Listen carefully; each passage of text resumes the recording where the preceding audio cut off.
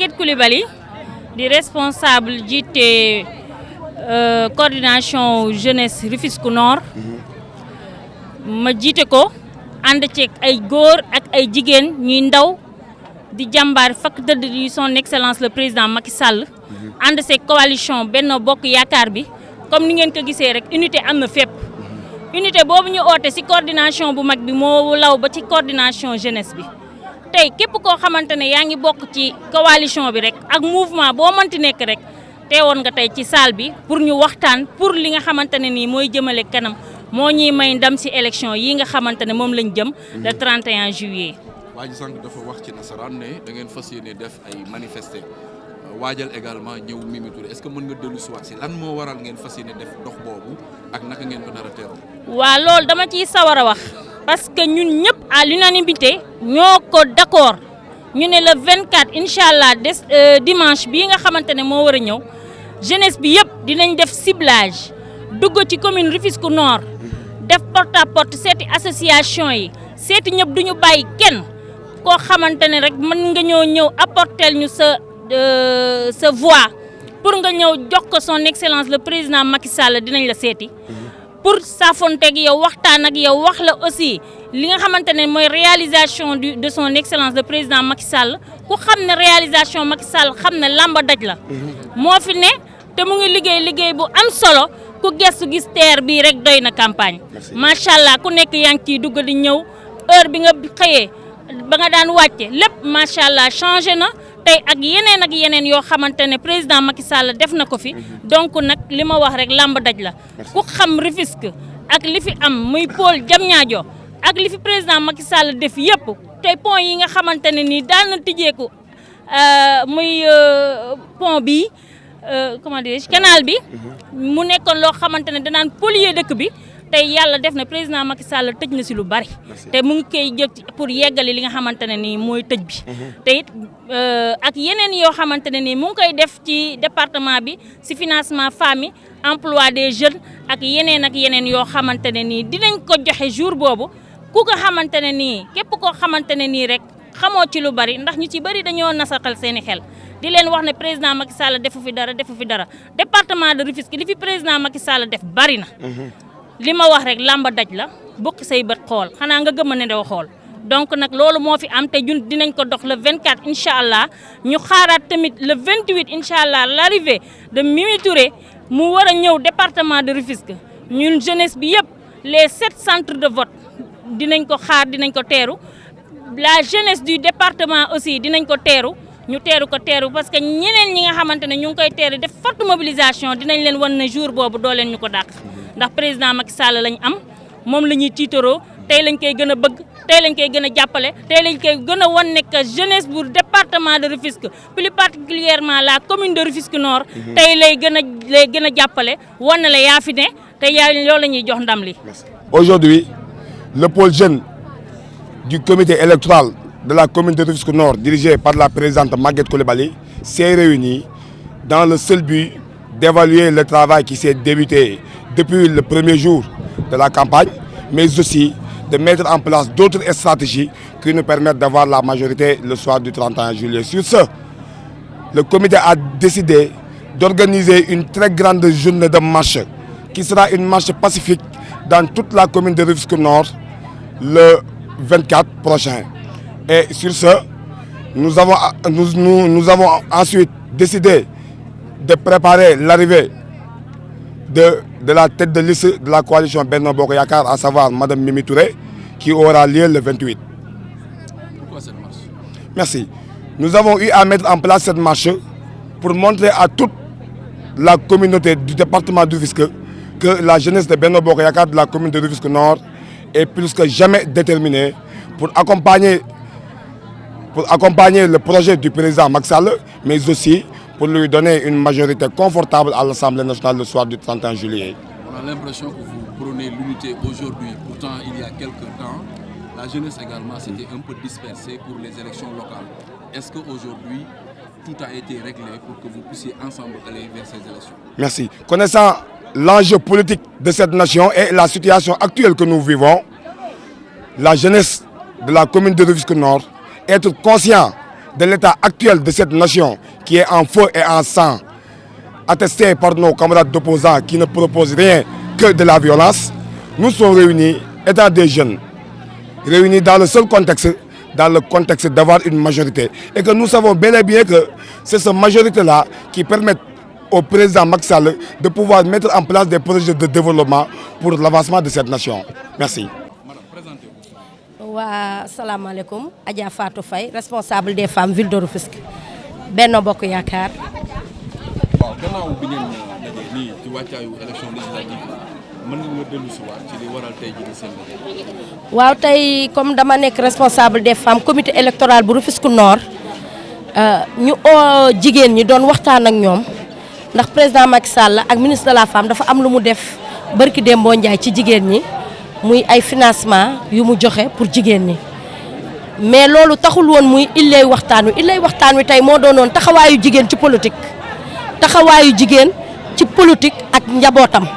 loolu moo nekkoon illay waxtaan wi tey xool nan la jigéen mën a taxawee ci politique bi ñu nekk nii jamono ji ñu toll ak jamono ju jaxasoo ji. Justement tey lan moo nar a nekk seen taxawaay si wetu président Macky Sall gannaaw bi nga waxee léegi sax financement te nee nga ne loolu moo waral seen waxtaan naka ngeen ko nar a jàppale ci wote yi li muy séntu ci majorité bu mu war a am si assemblée nationale. waaw wote yi liñ koy jàppalee mooy takk suñuy sër ba mu dëgër ànd ak ñun ñi ànd ñëpp waa Rufisque Nord ay Adja Aïta Diagne ngi responsable des femmes mu ngi nii taxaw sama wet ak bennoo bi yëpp APR PS AFP LD ñëpp a ngi taxaw pour jàppale président Macky Sall dañuy takk suñuy sër dugg ci doom aadama yi dugg ci nit ñi waxtaan ak ñoom xamal leen président Macky Sall lan moo ko tax a jóg ndax président Macky Sall liggéey dëkk bi moo ko tax a jóg def lu baax moo ko tax a jóg lenn taxu ko jóg violence taxu koo jóg ndax ay réalisation ku ne gis na ko kon suñu toogee ak suñuy naataangoo jigéen tojal leen li Macky Sall liggéey ci dëkk bi dinañ xam Macky Sall lan mooy lan mooy itteem ci assemblée nationale ndax fii ñu taxaw nii rek 10 minutes yu nekk terre bi jàll 10 minutes yu nekk terre bi jàll terre Europe nga ko doon gis waaye fi ñu toll nii ñun ñu ngi Europe presque ndax Macky Sall mu ngi defar dëkk bi suñu taxawaay mooy takk suñuy sër ànd ak suñu njaboot waxtaan ak suñuy njaboot gindi xale yi ndax politique jeunesse bi la ak femme yi loolu moo tax nekk suñu taxawaay tey ci wetu président Macky Sall. ba tey gis nañu ne également ku mel ni Adja Diarry Diène bokk na si jigéen ñi nga xam ne dañoo bootu ci liste yi pour mën a teew ci li nga xam ne moom moo di yooyu jongante loolu yéen en tant que jigéen ban yëg-yëg lay doon. waaw dañ ciy kontaan parce que président Macky Sall mooy cëral na jigéen ñi département de Rufisque ndax bu fekkente ne dafa jël benn jigéen dugal ko ci département bi ñun jigéen ñi dañuy takku ànd bokk ndey bokk baay xàccandoo dóorandoo ba jour bi nga xam ne mooy le 31 juillet ñu am majorité assemblée am 90% fii à département de Rufisque ñun loolu la ñuy def. boo nee 90% dañu mel ni 10% yi ci des da ngeen koy bàyyil. waaw parce que da ngeen yaakaar ne ñoom naruñu def ak dara ak yéen. non parce que dañuy bañ jël lépp mais il faut ñu bàyyi leen asaka gi mais 90% la ñuy jël ndax local yi dañu àndul woon dañu tasoon moo taxoon ñu jël mu demee nii mais bii tey ñëpp ànd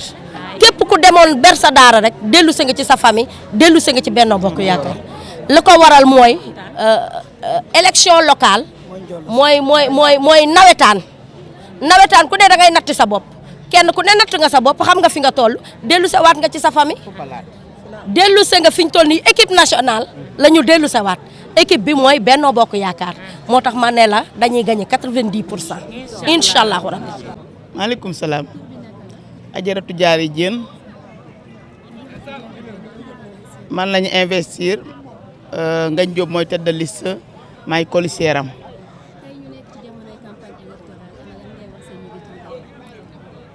may dégg samay militant ak militante dama ni di leen tàllal loxo pour ñu jàppale ñu ci bisu le 31 juillet pour ñu voter ñu le 31 juillet ñu am ndam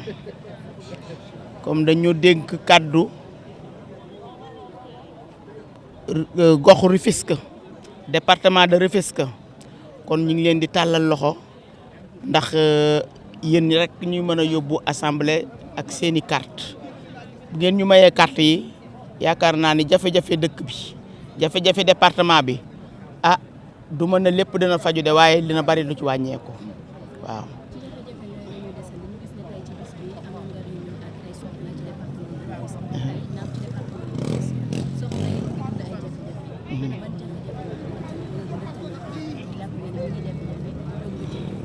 waa jafe-jafe ji moom fépp la dëkk département bi yëpp la c'est que tey commune nord laa ñëw seet si jigéen ñi tey bi ñu invité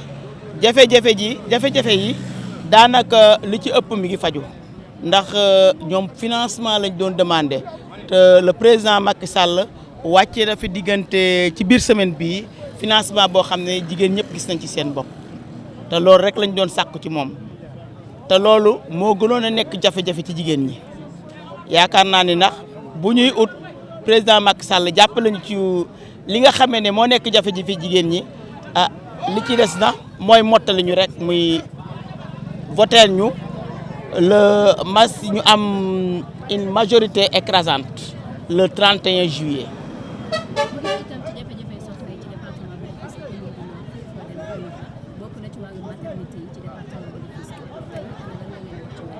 waa maternité yi nag kooku moom sunu këru jigéen ñi la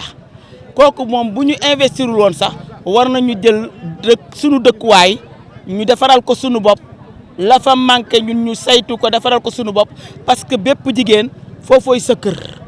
te foofu moom tey booy indi kii gane si àdduna lu mu gàtt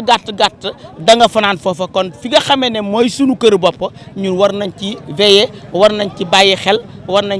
nañ ko saytu ba nga xamee ne tey ëllëg ak si biir ña nekk ci gox boobu du ñu am problème.